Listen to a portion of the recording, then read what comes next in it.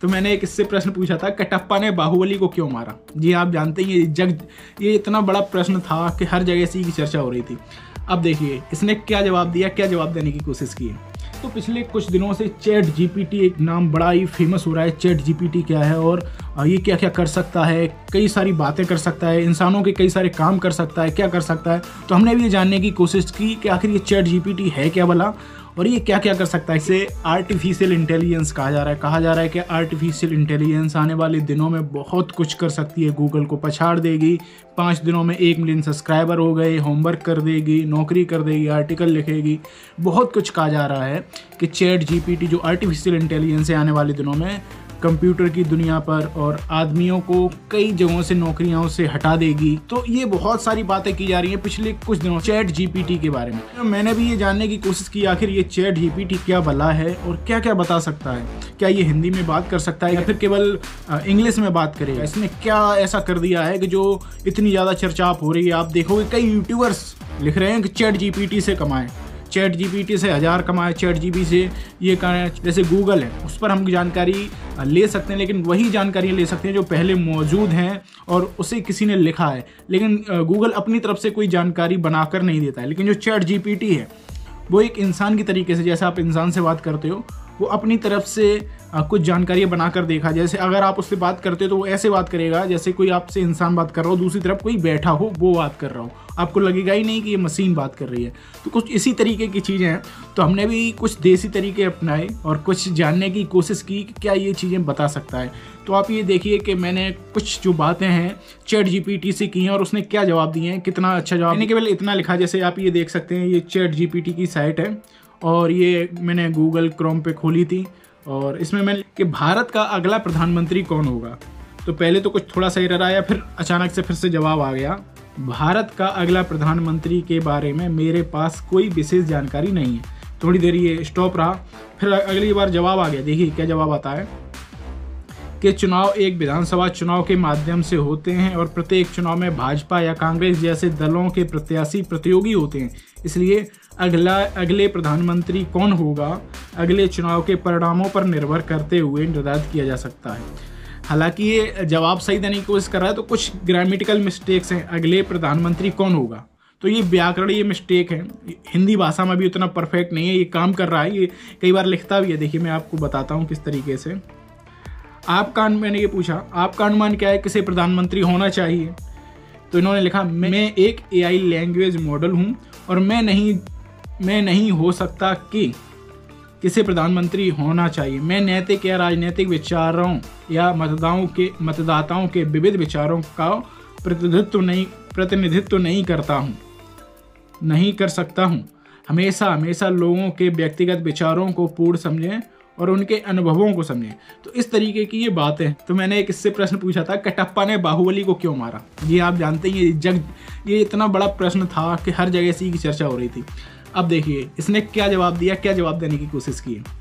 कटप्पा और बाहुबली के बीच कौन से व्यक्तियों के बीच घटना के बारे में मुझे कोई जानकारी प्राप्त नहीं है। कृपया मुझे अधिक विवरण प्रदान करें ताकि मैं आपके प्रश्न को सही ढंग से उत्तर दे सकूं। तो मैंने इससे कहा है बाहुबली फिल्म से संबंधित है। अच्छा, फिर उसका जवाब आता है बाहुबली एक भारतीय तमिल भाषा में बनी एक एक्शन ड्रामा फिल्म है। इस फिल्म में कटप्पा एक व्यक्तित्व है जो बाहुबली के पुत्र हैं।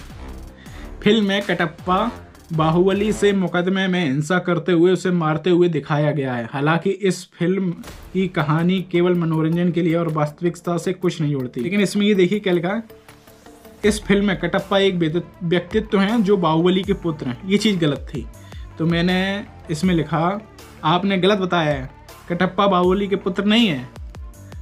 मुझे माफ़ी चाहिए, मैंने त्रुटि की। कटप्पा बाहुबली के भाई होते हैं। आपने गलत बताया। फिर मैंने कहा नहीं, कटप्पा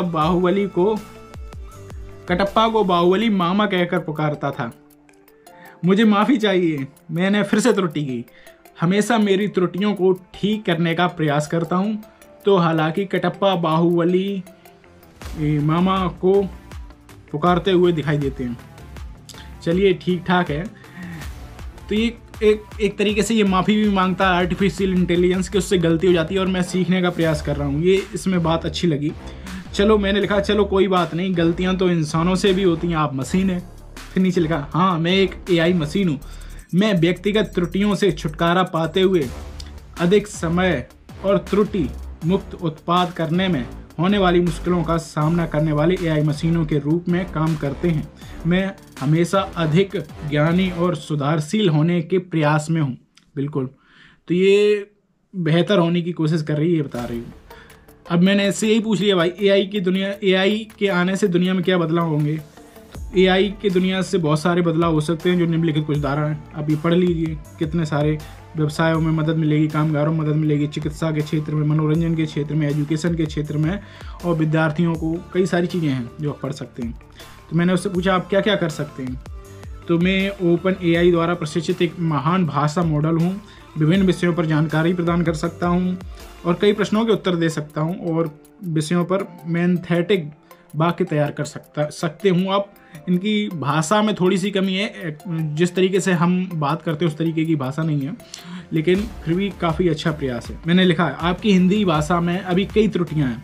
अब इन्होंने फिर इस चीज़ को एक्सेप्ट किया। मैं OpenAI द्वारा विकसित एक मूल्यांकन मॉडल हूँ, हमेशा सुधार करने के प्रयास में हूँ, लेकिन मैं भी त्रुटियों के मुख्य कारण मनुष्यों के समान हूँ और मैं भी गलतियाँ कर सकता हूँ। मेरी त्रुटियों को सुधारने के लिए मेरे विकासकों से सहायता करता हूँ। तो अगला प्रश्न मैंने पूछा, क्या नरेंद्र मोदी ने भारत का डंका विश्व में बजाया है।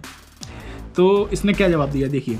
नरेंद्र मोदी भारत के प्रधानमंत्री ने अपने नेतृत्व के दौरान भारत को विश्व में सुविधाओं, व्यवसायों और तकनीकी की दृष्टि से अधिक उज्जवल बनाने के लिए अधिक प्रयास किए हैं।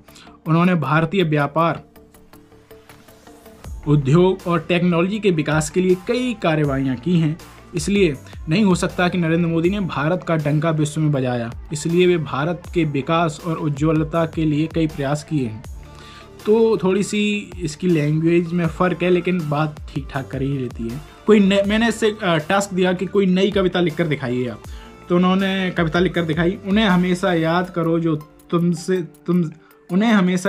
जो तुमसे प्यार करते हैं, वे तुम्हें कभी भूलेंगे नहीं। अगर तुम उनसे दूर जाते हो तो वो तुम्हारे साथ, तुम्हारे हाथ में, तुम्हारे सपनों में होंगे। तुम्हारे लिए उनके दिल में हमेशा प्यार होगा।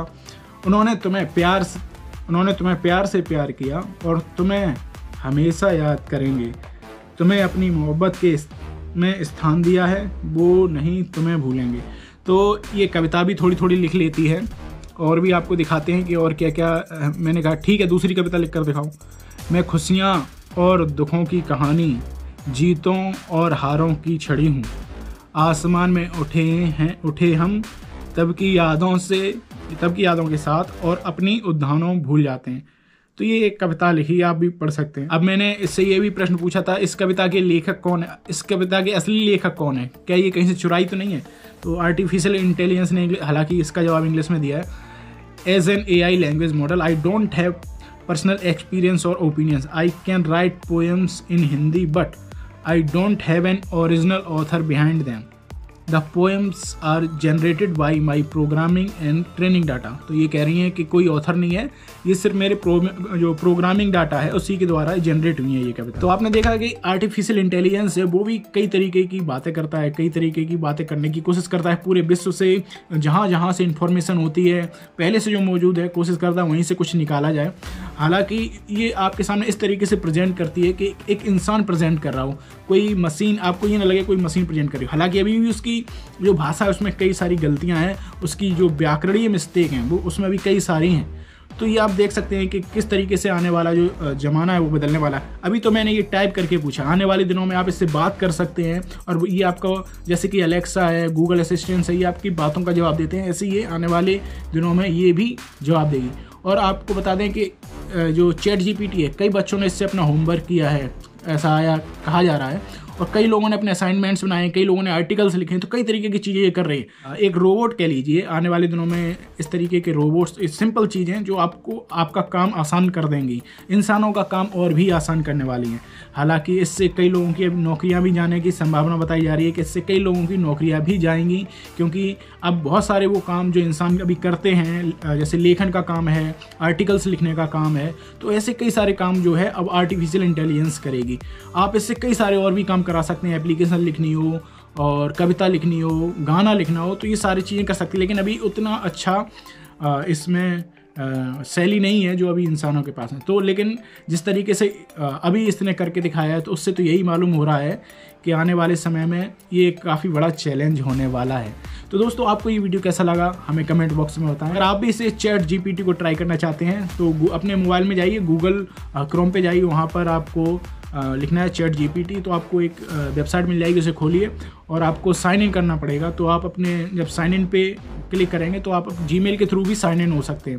तो ईमेल के थ्रू साइन इन होइए और कई सारी बातें कीजिए, अपने तरीके के क्वेश्चन